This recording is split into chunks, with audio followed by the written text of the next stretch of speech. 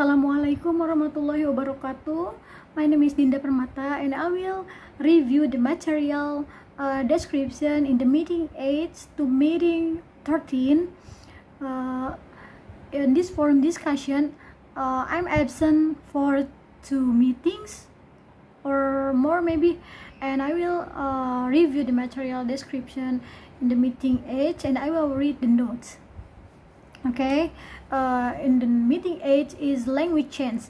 In what I will call the traditional view of language change, the only change that are important in a language are those that can be demonstrated to have structural consequences.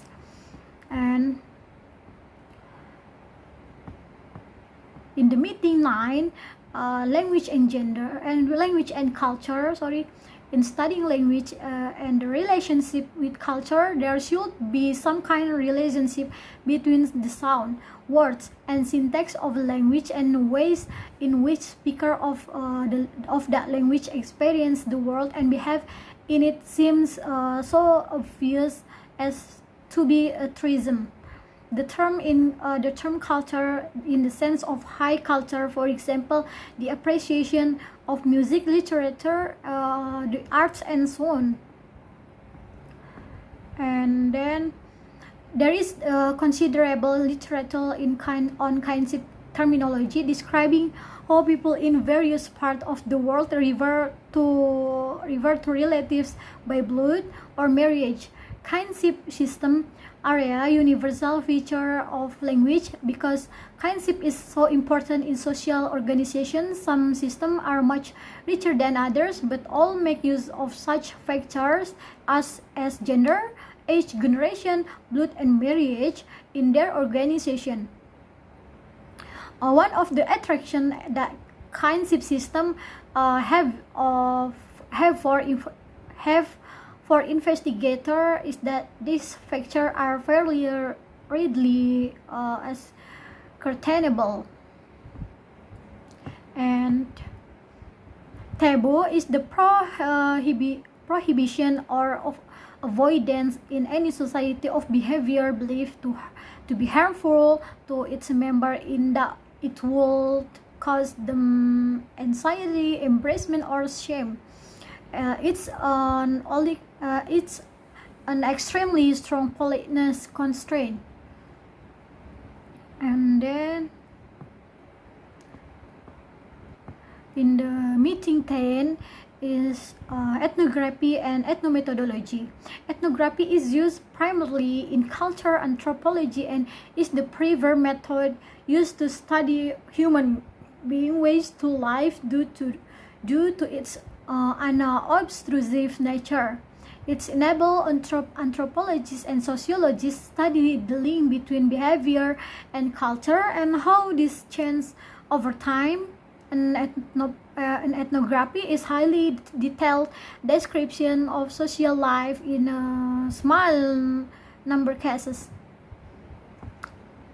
And ethnomethodology is the branch of sociology which is concerned, among other things, with thought view in this way. And then in the meeting 11, I think I'm not understand what how to do spelling this word do and voice, do and voice in the French language. I can't spelling this because I don't know how to do. And then in the last meeting, okay, in the meeting 12 is language and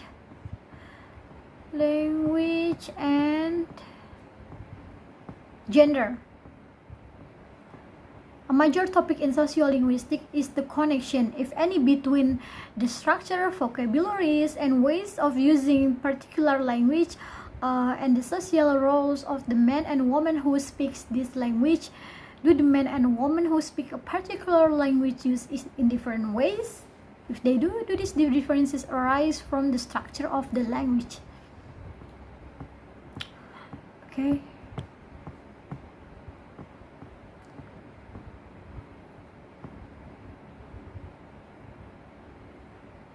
on average, females have more rapidly and live longer. The female voice usually has different characteristics from the male voice. Females have more fat and less muscle than males. Aren't as strong and weightless. And then and often females and males exhibit different range of verbal skill. However, we also know that many of the differences may result from different socialization practice. For example, women may live longer than men because of the different roles they play in society and the different jobs they tend to fill. Different voice quality may be accentuated by beliefs about what women and women should sound like when they talk. And then in the meeting 13, the last meeting is about language and disadvantage. A standard variety of language is better only in a social sense. It has a preferred status. It gives those who use it certain social advantage, and it increases their life chance. Non-standard varieties tend to produce the opposite effect. Okay. For example, variety speech of linguistic like AAV, African American Vernacular English. AAV has certain phonological, morphological, and syntactic characteristic words like thing and this may be pronounced as thing and this. Beth may sound like buff, brother like brother, nothing like nothing, and treat like trade. And then many educators regard the various distinguishing characteristics of AAV as deficiencies. Black children were deficient in language ability because their language didn't have certain feature of the standard, and the consequences of the deficiency was cognitive deficiency.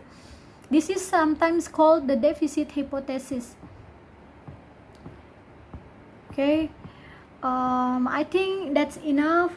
The review material description in the meeting 8 to meeting 13, and I'm so sorry because I'm absent for 2 meetings and I didn't really understand in the meeting 11.